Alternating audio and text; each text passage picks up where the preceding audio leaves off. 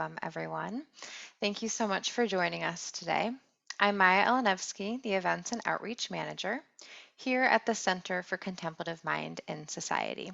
I'm delighted to welcome you to today's Contemplative Education webinar, Contemplative Environmentalism with Jillian Lain. Jillian Lain is a seasoned adjunct instructor in the Sociology department at the University of Indianapolis.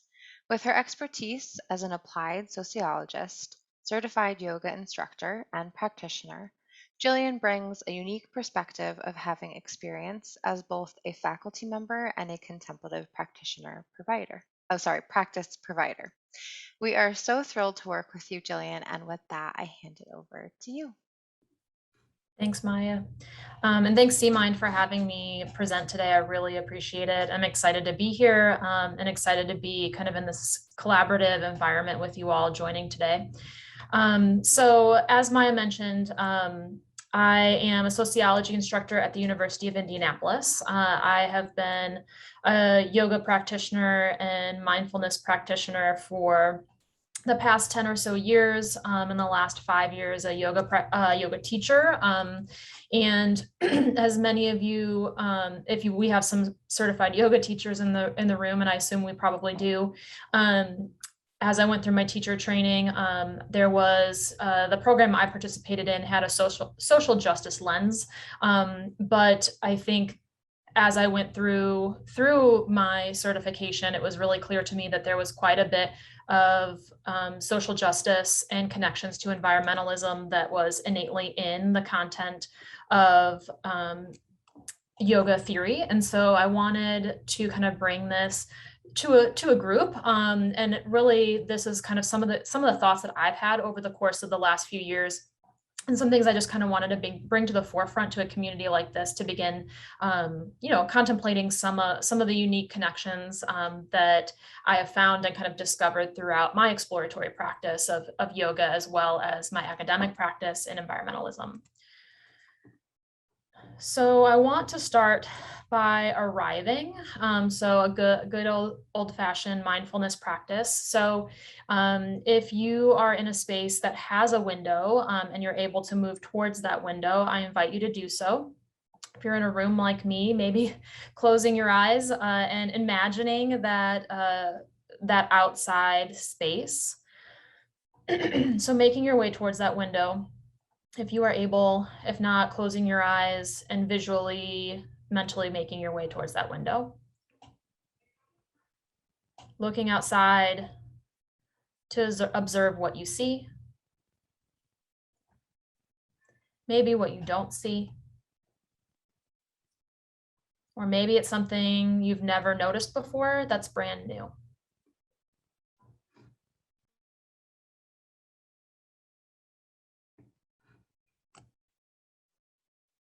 Noticing the sounds, what's still, what's moving.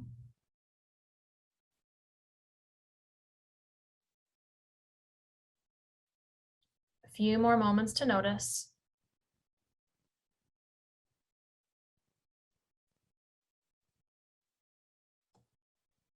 Eventually kind of bringing yourself back into your body. If your mind wandered a bit, maybe fluttering the eyes open. If your eyes were closed, imagining that outside space. And then finally taking a deep breath to kind of close out that very short and brief mindfulness practice. All right, so now that we're kind of present, let's move forward kind of to the few things I plan to talk about. So I want to talk very briefly about the history of yoga, a little bit about yogic theory. And, this is very high level stuff. So please know that this is absolutely not the end all be all of yogic theory, as it's very complex and very lengthy. And so this is very high level overlook just for the purposes of today. I'll begin to connect some of yogic theory to some environmentalism ideas. And again, this will be very high level, and we'll dive a little bit more deeply into theoretical applications from a sociological lens. And then, of course, exploring some of the critiques on both ends to kind of look more objectively at, you know, what's working, what can be done better, and some of the limitations on both sides, sociologically and yogically. So what is yoga and what is yoga history? Where has it begun, right? So yoga was established in India.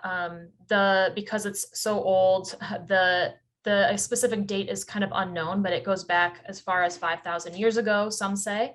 And when we look at the translation, the Sanskrit word for yoga, or yuj, which means yoke or unity.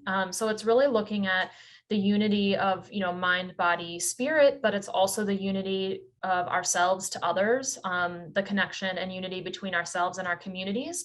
And we'll see a little bit more about that as I dive deeper into the presentation. It was originally, which I think is important to note when we start to look at inequality, from a yogic lens and from an environmental lens, noting that yoga was originally established for men. It was almost like a military practice or exercise. So it only became female-centric as it became westernized. So this idea of yogi and yogini was not a thing that was originally a part of the yogic thought process, since it was very gendered. It's also a lifestyle and not a religion. I think there's a lot of confusion. Again, I know I'm amongst some like-minded people, so most of you may know that, but I think that there's still a lot of confusion and misunderstanding around that in the larger society. And traditionally, this was practiced in a retreat type of setting. So what I think is interesting is that, you know, originally it was practiced in or around nature. So I think it's an important thing to note if we're going to talk about linking some yogic thought to environmentalism as well. So moving a little bit deeper in the history of yoga, so there are 5 periods of yoga. We most traditionally think about the Yoga Sutras, which is actually number 3, that classical yoga.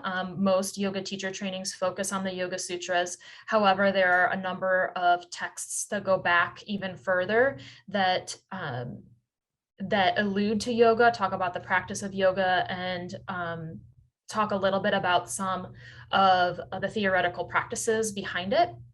So I wanted to make note of this because I think it's important to realize that even we as Western yoga practitioners think about, you know, yoga historically, it's still not always necessarily as historically far back as which it began.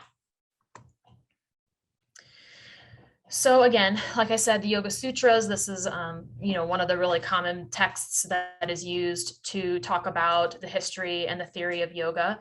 And I really like this image on the left as well, because it talks about the 8 limbs of yoga, which are really kind of the 8 limbs, the 8 theoretical frameworks of the Yoga Sutras.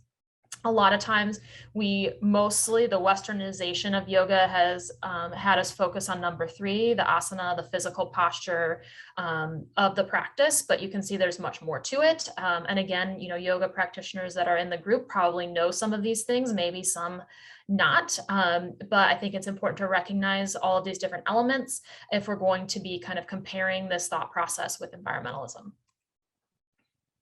What I want to really focus on are the yamas and the niyamas. So the yamas are these external observances. And here are the 5 yamas and the 5 niyamas. So you can already start to see, just from the translations of these Sanskrit words, the ways in which environmentalism and thoughts about environmental justice can come into play and make those links.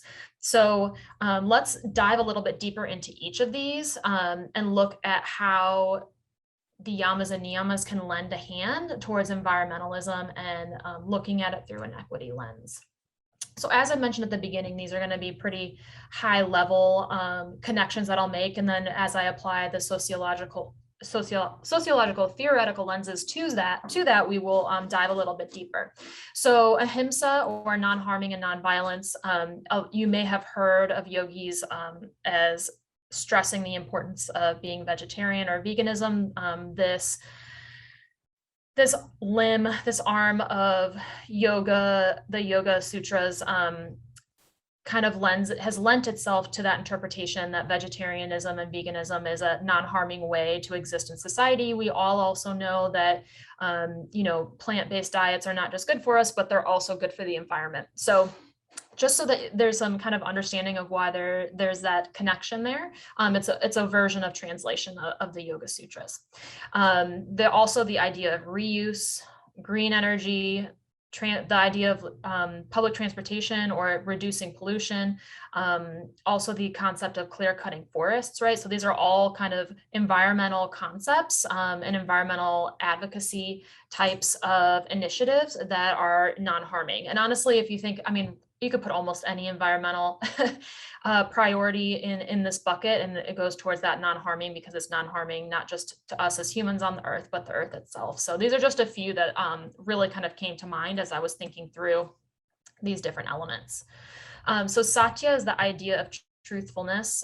So again, applying that environmental lens, I think we as educated people in community, in society, really want to know how things are made. What are the side effects of those things? How are they impacting us? But also, how are they impacting the environment in which we live in? And I think if we're talking about truthfulness, we know that there's a high level of greenwashing when it comes to media and marketing.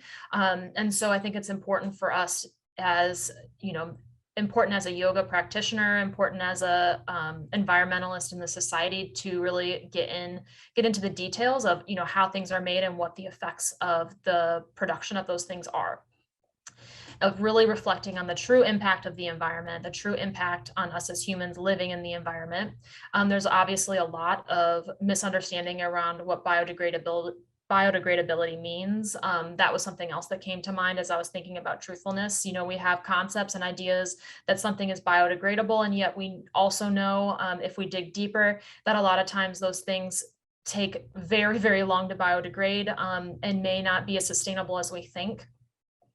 And then the last piece here, I also think about that with going along with greenwashing, is the idea of corporate not just corporate responsibility, but corporate transparency as well. How can we create spaces of transparency and honesty and truthfulness around the ways that corporations are functioning and working? And we know that there's a strong connection between the environment and the corporate inner workings, and how those two things play off of each other, but also how high of an impact corporate responsibility can really play into environmentalism on a grand scale. So brahmacharya, the idea of balance or non-indulgent. As a sociologist, one of the things I explored as a graduate student was overconsumption. And so this is something that really fascinates me. We as participants in society, that keeping up with the Joneses is real, right? We want to be as good as our neighbors, have all the things that our neighbors have, and we want to participate in this idea of the American dream. And so there is a lot of we've been kind of socialized to understand that consumption and consumerism is a part of creating that identity. And so there is a huge question to draw from that idea of non-indulgence and non-balance. How can we use that yoga thought process to address our ideas and the challenges that we face as socialized humans in the society to consume goods, to create our identities and create our sense of self? So this one's probably pretty straightforward, right? Saucha, the idea of cleanliness. So pollution here as well. I also think a lot about genetically modified organisms that, in some cases are not as great for our health. The ways in which our food is produced, and in our American food production system, it's really highly produced. So thinking about all of the side effects, I like this image because it shows it almost like a factory production line, which in the US it really is functioning in that way.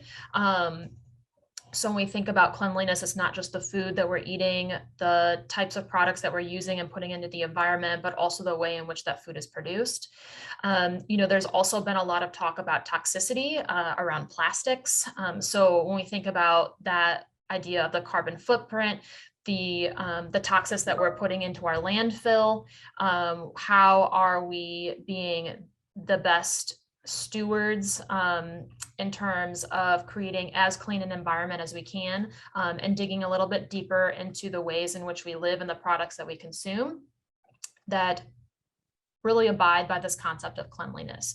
And we're talking about yoga as well. You know, cleanliness is cleanliness of the mind, so thoughts of others, ourselves, and just our physical body. So we can't maintain a physically clean body if we're consuming goods that are not maintaining our body in a physically clean way either.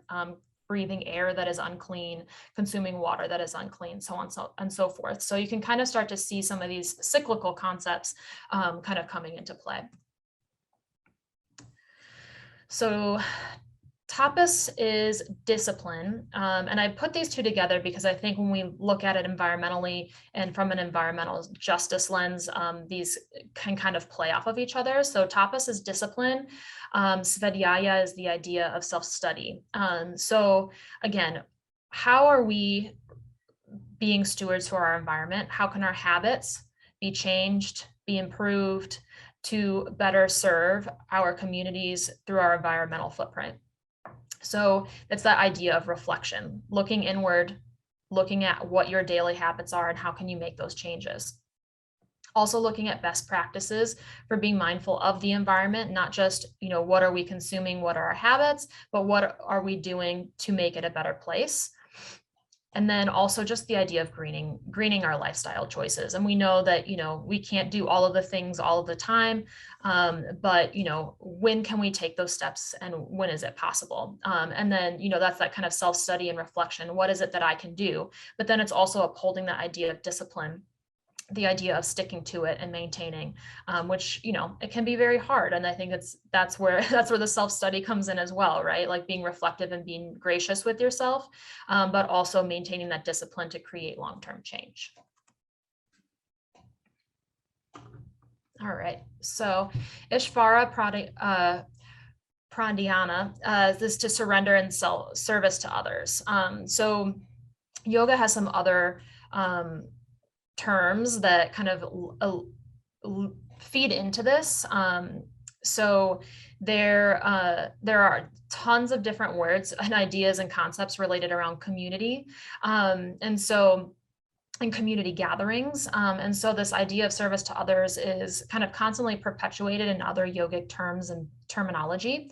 And really, you know, as an environmentalist, I view creating environmental change as a way for caring for others, creating a future for future generations. So this is, you know, one way that we can use yogic thought as a way to care for the community around us, care for others, and care for future generations. And I think the other piece too is the idea that we also have to understand, and this kind of comes with grace for ourselves, is the idea that we can't 100% control everything. And I think, you know, over the last several years, and from what I've seen in terms of data, there are a lot of people that are really concerned about the environment and are very overwhelmed by the idea of addressing environmental issues. So, you know, how can we use some of this concept to surrender to the fact that we know we can't change everything? We know we can't change the world as one person, but how can we, you know, do our piece to make a difference? And I think when we're looking at inequality as well, this idea of inclusion of others and allyship is also important. We know, and I'll dive into this here in the second half of the presentation, but we know that specifically Western yoga has become rather exclusionary, and the environmental movement has traditionally been occupied and started by people in privilege. And so I think it's important to also understand that we need to not only surrender to the communities that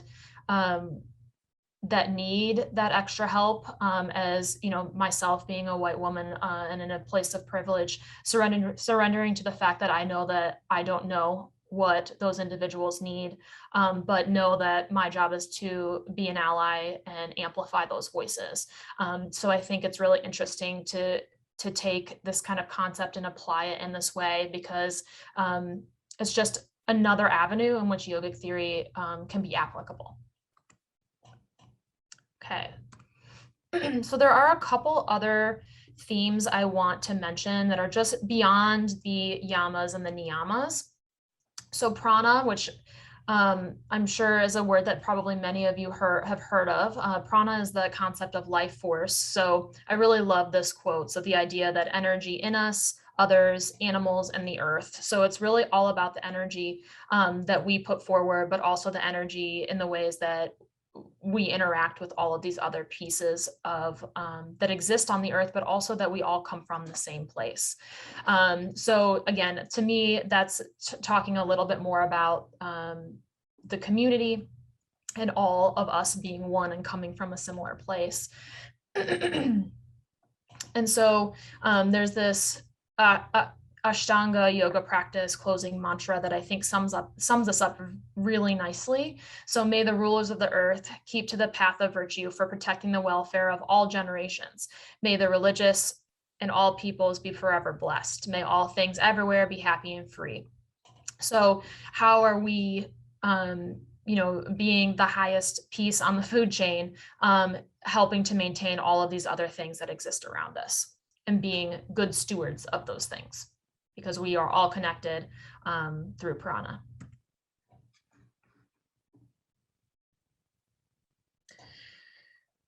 So karma is another kind of word I feel like that gets thrown around a lot. And so again, it's kind of interesting to take some of these common words that are starting to be used in really mainstream ways and start to look at them in a slightly different way.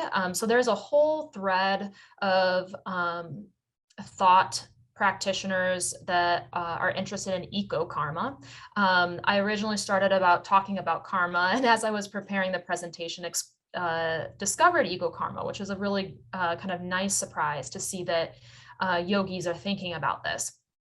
So karma is really the idea that our current actions impact our future life. So what we do now impact our experiences, happenings, our existence later in life. Whereas eco-karma just kind of takes that one step further and looks at how our current actions to the environment, in the environment, then affect future generations. So it's not just the positive ways, but the negative ways and how that all kind of feeds into our future experiences. Okay, so applying sociological theory. So this will be kind of the meat and potatoes of the second half of the presentation.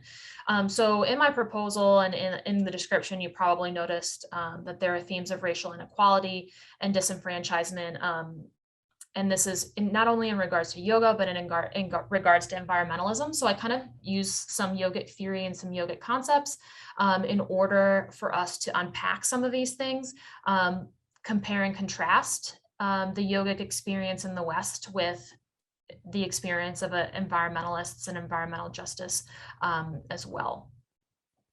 So again, kind of revisiting some of the themes that I discussed in the yoga concepts, will kind of start to tie all of these together. So again, that idea of consumption, identity, and economic inequality. So overconsumption of products in general, right? We know that we have been socialized to create our identities and display our identities by purchasing products. This has kind of reared its head in the yoga world as well. And with the massive amounts of I'll use the term athleisure just because it's broad, right? But it's really originated, I think, in a lot of ways with the huge influx of yoga practitioners here in the West. But we know that overconsumption impacts the environment, right? The more that we consume, the more environmental impact there is, not just on waste, but also the production of these items. And so Pierre Bourdieu talks about the social critique and the judgment of taste. And really what he's getting at here, to put it very simply, is the idea that, we're purchasing things in which that displays our taste and how that portrays to others, right? So we want to purchase and consume things that send a positive message to others. And this kind of starts to tie into Emil Durkheim's work on symbolic interactionism, right? So the things we purchase have meaning, and the things that we purchase have symbols that tell other people about who we are. And so Bourdieu kind of takes Durkheim's, in my opinion, this is how I interpret it, is taking Durkheim's perspective and layering in that kind of idea of class to that, of like the items that we purchase, the things that we use to display our identity, not only displays who we are, but it also displays who we are in terms of our taste and our class. And, you know, we're really just also getting at the idea that the more consumption there is, the more waste that there is, and how that, starting to look a little bit more deeply at how that impacts the environment. So if we look at the racial economic gap, there is also that piece. We know that, you know, historically, white men and women are making more money than the communities of color, their the BIPOC counterparts. And so, you know, the higher income that you have, the more opportunity you have to partake in leisure activities, right? And so we know that yoga right now is considered leisurely, it's considered an activity, it's considered a privileged thing. And you know, if you're a yoga practitioner and you've shopped around at yoga studios, you know that yoga is sometimes not cheap. If you have an affordable yoga studio in your community, like kudos to that studio, because they are few and far between. And so there, you know, if we talk about the race and economic gap, there are a lot of folks that end up being priced out. And we know that because of the racial connection to economic inequality, that those two things go hand in hand. And if you think about leisure as well, you know, it costs money to get into parks. And a lot of times parks are not accessible by public transportation. And you know, you can start to kind of see some of these barriers adding up if we're looking at comparison of race and economic standing. So it brings me back to this idea of necessity versus amenity. You know, there are so many mental health benefits to yoga. There's science to kind of prove that. And that's a whole nother presentation.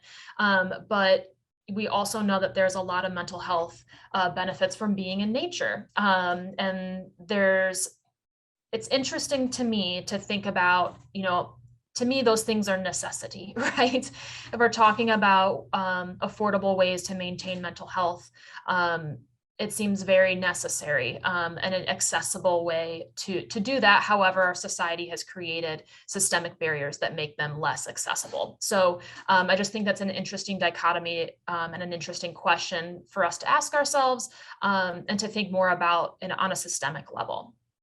So again, I think the other piece about yoga, when we think about the ways that our society functions and connecting yoga thought with environmental activism, is, you know, yoga is meant to disrupt societal norms, right? Like the yamas and niyamas are all about thinking about ways that you can be a better human in the world rather than partake in kind of what is being told to you. And so I think that this is an interesting thing to think about, because we're really talking about disrupting some of these systems in some ways. If we're really taking the yogic theory and applying it in some of these ways, you know, how can we apply them in forms of environmental justice, which is obviously also disrupting the system. And also practicing a yogic lifestyle may allow for disruption of the connection to consumption and identity, but can it actually lead towards an more equitable system? So again, food for thought, right? I don't have these answers, but these are kind of some of the questions and concepts that that I was asking myself as I was assembling some of the research I had been doing. So deep ecology is another framework in which I've done a lot of my environmental sociology work. And there's a whole green yoga movement. So I wanted to kind of bring these two concepts together because they're similarly connected. So deep ecology is the idea that nature is intrinsically valuable, and it's important beyond the way it's useful to us. So historically, we as humans have thought about not just how we can make nature work for our benefit, but we've also thought about how are the many ways that we can manipulate it and make it do what we want it to do to be favorable to us. And so, you know, I think that yogic theory lends its hand towards being able to find ways to view nature as being intrinsically valuable, focusing on the human and nature dichotomy, but leaving out the economic, racial, and gender differences is something that is problematic with deep ecology. We know that our system is not set up to, again, going back, necessity versus essential or non-essential, really. So what are, to me, having access to nature or providing a healthy environment is essential, but we know that our system is not set up in that way. So again, just kind of another interesting observation if we're looking, and observation and critique as we're looking through these things. And so the green yoga movement is all about the conscious ways that you can be a better environmentalist, right? Whether it's in your practice, in your studio, the way you do consume your products. But we also know there's a historical whitewashing of yoga, historical whitewashing of environmentalism as well. So again, there's just kind of that lack of recognition about, race, class, gender differences, and how our institutional systems are set up in order to create challenges beyond that. I think one of the other things I also thought about is this idea of the hidden curriculum, this whitewashing methodology that has kind of overwhelmed both of these movements. It kind of creates this hidden curriculum and othering around who belongs and who doesn't belong. So the idea of incorporating concepts of intersectionality, I think, is really important. Okay, so diving a little bit deeper into racial inequality, I kind of alluded to it in the last slide, but digging a little bit deeper. So with the westernization of yoga, it was highly whitewashed, right? It was turned into, for the most part, a practice of exercise, a practice of wellness, this huge wellness industry that's really shown up, and so a lot of the theory had really fallen to the wayside. I think we're in a reinsurgement of recognizing and giving credit where credit is due and moving away from that idea of appropriation.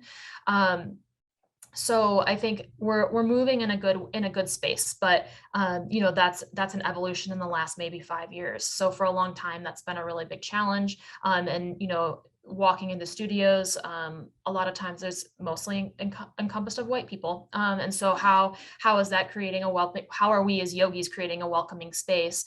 But we know that environmentalism also is a place of privilege. So to have the ability to be concerned about the environment, to be concerned about nature and parks, is a privileged place to be. So, just some of the similarities that we're starting to see as we dig a little bit deeper into both movements. So the nature gap or nature deprivation is this basically nature inequality, right? It's looking at how it's an unequal distribution of access to nature. So again, looking at racial inequality historically, public space or space in general has been racially segregated. It's been racially separate. There's spaces for othering constantly historically. And so when we think about the nature gap, that othering, that segregation, those unspoken rules still exist and are still lingering. In a lot of cases, these public parks, especially our national parks, were predominantly created, run, and are protected by white individuals. Historically, these were individuals with racist views. So again, thinking about how the history here and how things are today, I always think that having the historical knowledge is really powerful to understand where we are today, but how can we create the spaces and start to eliminate some of those barriers? So the other thing too is, because there is the othering, there is the segregation of space. Historically, remote places were not safe spaces for people of color. So communities of color are 3 times more likely than white counterparts to be nature deprived. I think based on everything that I said, and again, you all are probably fairly knowledgeable on this stuff as well. It's probably not surprising, but to see 3 times is, to me, was a little bit shocking. And 70% of low-income communities are likely to be nature deprived. And if we're looking historically at geographic segregation, you know, these are just some examples, but right, it's our space is not your space. There's always been this separation. And in some cases, punishment, right? Like really life-risking scenarios to be in spaces that were not considered safe. So these are just some other things to think about. And, you know, I think there's a lot of overflow into our parks, especially our national park systems, and thinking about how these are welcoming spaces or not. So I really loved this quote because I feel like it really summed up the last slide really well. So we need to shift our dialogue from the idea that Blacks don't do it, but Blacks did it, and despite all odds, found a way to enjoy outdoor recreation. They made significant contributions to the national parks and to the great outdoors in the United States. I think it's easy, you know, we as humans like to categorize things and think of this or that, but we have to look historically at all of the gray area in between. What did the gray area look like before? What does it look like now? And how can we create spaces that are more welcoming and inclusive? All right, so moving into the critiques. So obviously the strengths are, you know, the theories itself, the concepts itself, want to seek inclusivity, right? You know, there's a huge push in environmental racism activism now. So there are steps being made, which is great. It's important that, and again, there's this idea that like we are one, we are community, we are all of the same earth, we are all of the same prana. And so there is this like really strong, but unfortunately underlying ideas around inclusivity. However, we also know that the ways in which they present themselves are not as so. So, you know, despite the fact that the concepts of inclusivity are present, we know that traditionally these movements have been whitewashed or occupied by predominantly white people, and are in spaces that might not be as welcoming. So, you know, how are these smaller pieces of the society perpetuating, but also playing into the ongoing inequality that's existing in our larger society? So again, as a sociologist, I'm always thinking about like, what can we do? I also really kind of look at social movements in a lot of the courses that I teach. So it's like, okay, here's all this information. What are we going to do about it? So I wanted to include kind of some calls to action. So, you know, telling stories of people of color who led the way in environmental activism. Going back to that quote, debunking the idea that skin color matters when it comes to enjoying the outdoors. And obviously diversity, right? We're all thinking about and working towards better diversity and inclusion in all avenues of our society. And I'm sure some of us much longer than others, and maybe some of us only more recently. But you know, this has to be things that we consider in our studios, in the parks, and you know, continuing forward in our society as a whole. Okay, so I have plenty of time for questions. I know I rolled through a lot of that very quickly, so I'm happy to open the floor for questions, comments, or anything of the like.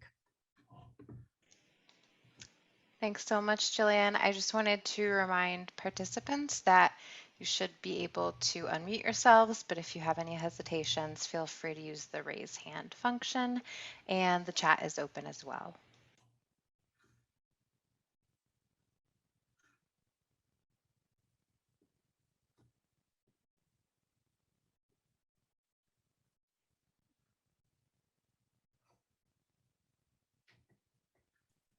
Hi, I'm just going to jump on in.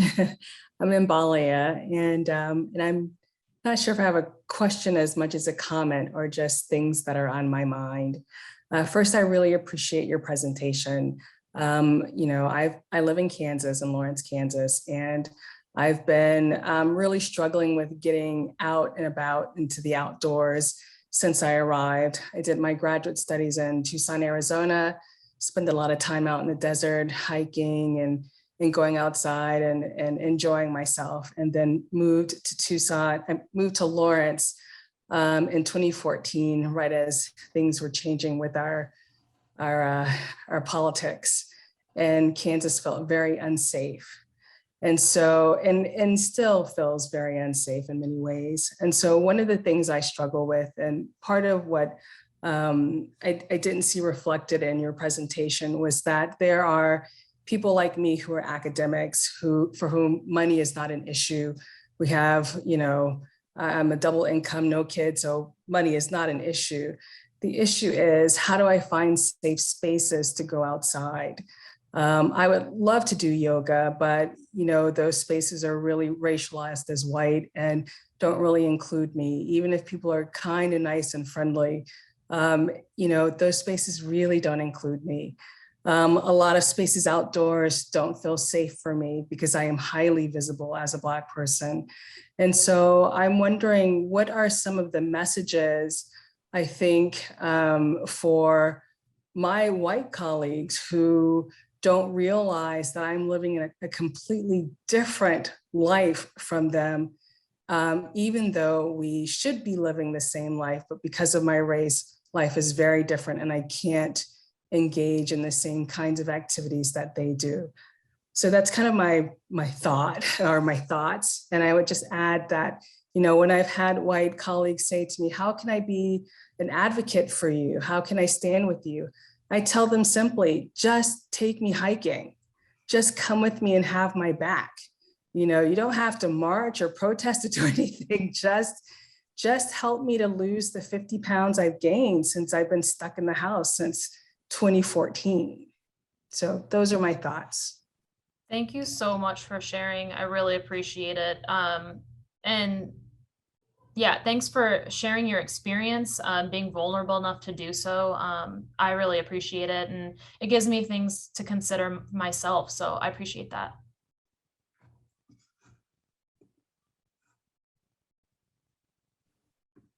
I'll just piggyback on Mbalia's comments.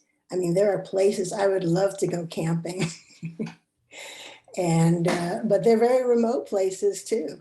And I certainly would not feel very comfortable as a Black female going out to these places, particularly if I wanted to go by myself. You hear about disappearing women and all that sort of stuff. So that's the main reason why I don't go camping as much as I do. But I have another comment that's totally different. And my comment comes from my experience as a yoga practitioner, very steeped in yoga. And that yoga primarily is about self-realization. And then when we use it for other purposes, I get to wonder, is it truly yoga? Mm-hmm. So, it's like, with your focus on the asanas, and it looks more like exercise. And it's perfectly fine to do exercise, yay. But to use yoga with that, when the sole purpose is self-realization, or to use it in the field of healthcare, lower blood pressure, all these good benefits. But is it really yoga? Or even ecology? When we talk about that way, is it really yoga? Because the classical yoga of Patanjali is the 8 steps. The outer practices being from the yamas and niyamas to the pratyahara. And then the inner practice being from the dharana to samadhi. And that's what the goal is. And so are we losing that goal? Because my understanding, even Hatha yoga came about because they said, we can't do the yamas and niyamas. That's just too much. Let's just start off with with asana and pranayama and work the energy of the body, and then work towards self-realization and not have to worry about the ahimsa and all this sort of stuff. So my question is basically, does it become another form of appropriation of yoga when we start using it in these other ways?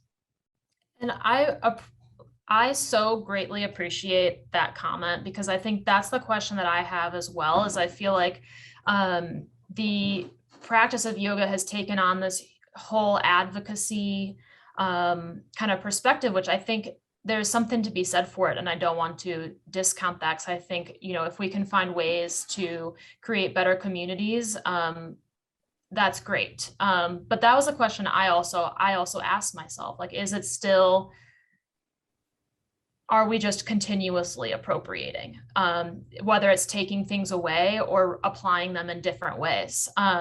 So I think that's a great question, and that's a question that I ask myself all of the time. And so I appreciate that as well. And I think I don't want this presentation to seem as if this is the way to practice yoga, is to be an environmentalist. For me, it was more so like, look at these interesting connections. So like interesting observations. But I think that that's a wonderful question, and a question I too ask myself all the time, because this is something that modern day yoga is ebbing and flowing, and there's a lot of advocacy that's being pulled as a part of it, to be very parallel with it.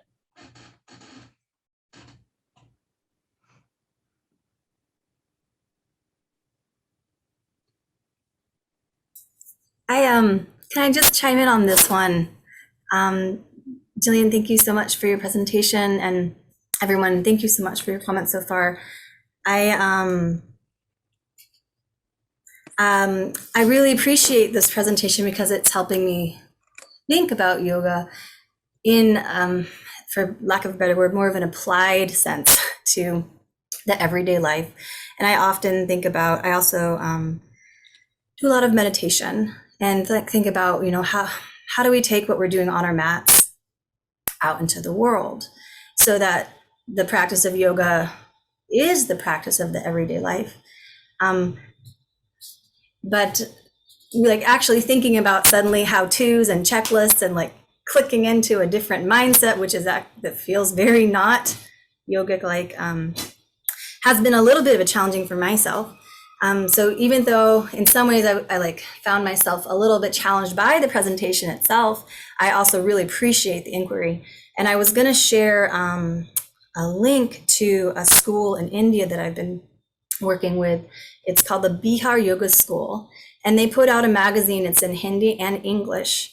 And what I really love about it is they do every month put out a publication and just talk about all of the philosophy of yoga and how it applies to the everyday life, but and they'll speak to the environment, but not necessarily just the environment. So I did appreciate kind of that particular lens that you brought to it.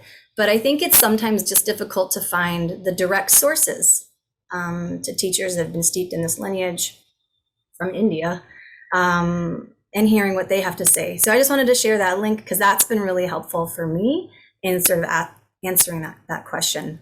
And from them, it doesn't feel like appropriation. It feels very wise and inviting. Thank you. And I think that that's, the challenge. It's like, how do we make it accessible, and accessible in a way, in a modern day? You know what I mean? Like, how is it easily accessible in that way? And I think that, these are some of the ways in which that's done. But again, going back to that question of appropriation, like, are we interpreting it as it should be interpreted in modern day? Or are we applying it to the way that we want to apply it, like that we see that it should, does that make sense? Like, I think that that's kind of one of the questions I'm grappling with. Like, are we interpreting it in a way that's still honoring the history of the practice?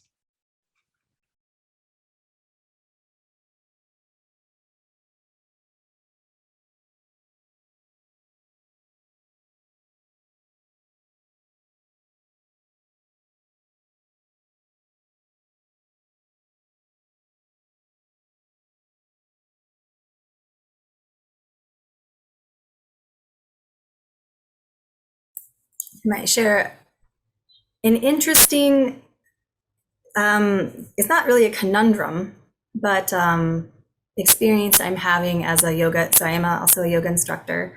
And when the pandemic started, I started an online class as a meetup to make it a free offering for anybody that found it, however they found it. And meetup is people all over the world. And slowly the class has built over a year and a half. And I have experienced in the class a level of diversity of visible minorities, and especially gender, that I have never experienced in real life. And some of the people that have joined are, they've never done yoga before. They identify as, I'm a runner, I'm a biker, and they, and I Zoom yoga, so we do our best. But it, that has been surprising. And I honestly don't know why or why it's so different, but it's really different. It's at least 50-50. And sometimes we have more men than women in a class. And this is kind of like unheard of in a an in-person class. So I don't know if anyone else has had that experience as things have shifted, and maybe it's because people can have their cameras off, right? They feel more free. But yeah, just wanted to offer that as an interesting thing. I have to admit, I'm one of those people who went back to yoga during the pandemic and via Zoom. And I did it because I was introduced to a class through, I think it was Outdoor Afro, or one of the Black outdoor spaces. And it was a Black woman, and she was heavy set. And the focus wasn't on getting the moves perfect. And that's what drew me in. It wasn't that so much that she was Black, that was one of the draws, but that wasn't the draw. It was that the focus was on just being in my space and being able to do what I could do. I didn't feel the the pressure of having to look a certain way or actually dress a certain way or do the movements correctly. I could just look a right hot mess in my space because it was on Facebook. It was on Facebook, not Zoom. And so no one could see me. I could just do what I could do. And I could focus on my breathing. There were times where I actually fell asleep in the class. And you can't do that in person. And so I was very thankful for, Facebook and the pandemic for opening up this yoga space where I felt like the focus was on what I wanted yoga to be for me, which was a space to relax, to learn to breathe, and to kind of come to myself. So maybe that's what it is for others. You don't have to worry about the world around you judging you. And one of the things that came to mind for me too is just thinking about, having taught in studios where there are these pressures to teach in a certain way. And so it's like, that's one of the questions I ask myself a lot is like, am I teaching, or am I able to teach in the way that is as inclusive as I want it to be? Can it just be the breathing? Can it be doing the movement however it feels for you without a million cues and alignment, and you know what I mean? And I think that's one of the challenges sometimes that I've faced is I feel like I have to be this teacher because it's expected of me, but not exactly how I want to be doing it. So it's like I feel that push and pull a lot. And, the online piece of that is like, you get to do it how you want to do it without a studio owner or manager giving you feedback on what it's supposed to look like. And so that's one of the challenges, at least that I've encountered is, am I being true to myself? Am I actually being true to the practice? Like, those are the kinds of questions that come up so much. And so when we think about the systemic pieces of this, it's like, how do we shift some of that thought process to make it more inclusive, not just for students, but for the teachers to do what they need to do to make it more inclusive. So that's something that I struggle with a lot. The interesting issue with yoga, particularly here in the States, is the economics of yoga, which is different from the culture that it originated in. And so to have a studio, it's more of a monetary issue to keep it afloat. In fact, a lot of studios to stay afloat have to do training programs. So then it becomes a sort of a factory to turn out teachers, which then you lose the philosophy and the depth of the teachings. Whereas, you know, if you did this in India, you go and you seek your guru and you study with them for a few years and live on the ashram. So it's a total different approach. And so, yeah, the priority is different. Absolutely. It vastly changes the way things should be done. Yeah, we become a yoga practitioner because we've done so many hours and we get a certification. You know, we're not released by our guru saying, okay, now you've arrived. Go out into the world. Samadhi, check, you're good. If only it was that easy. Yeah.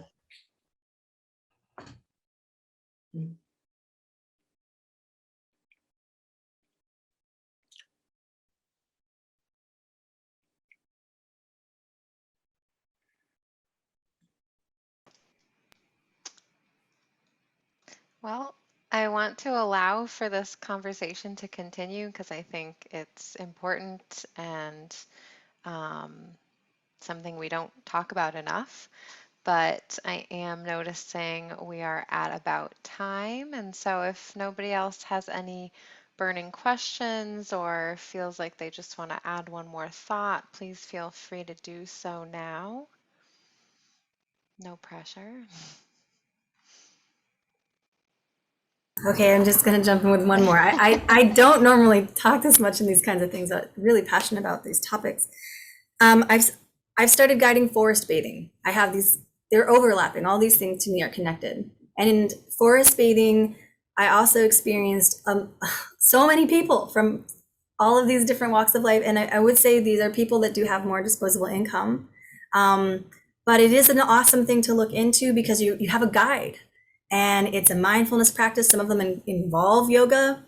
So if anyone is interested, I'll write it in here. It's forest bathing, and you wear your clothing. The reason it's called forest bathing is you're bathing in these aerosol compounds that are released by the trees called phytoncins that improve your immune system and help fight cancer. And you just walk through the forest in this beautiful way. And it feels so much safer because you do have a guide and they've already checked out the trails. And there's meetups that you can find for it. And there's also professional guiding services in most places these days. So something to look into.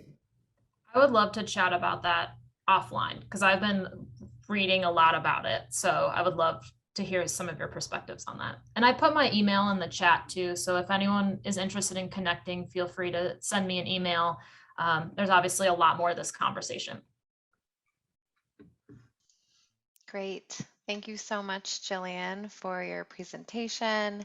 And thank you everyone for joining us. I'm always so thrilled to have talkative participants on these online events. It really makes it feel alive. So thank you all so much. Thank you, Jillian. And all registrants will receive a link to the recording, whether or not they were able to attend live. So if by any chance there's something you don't want shared in the recording, please feel free to contact me. We can edit that out. Otherwise, you'll be getting a link to that as well as Jillian's slides and email address. And thank you again and have a wonderful day, rest of your day. Thank you. Thank you, everyone. Well.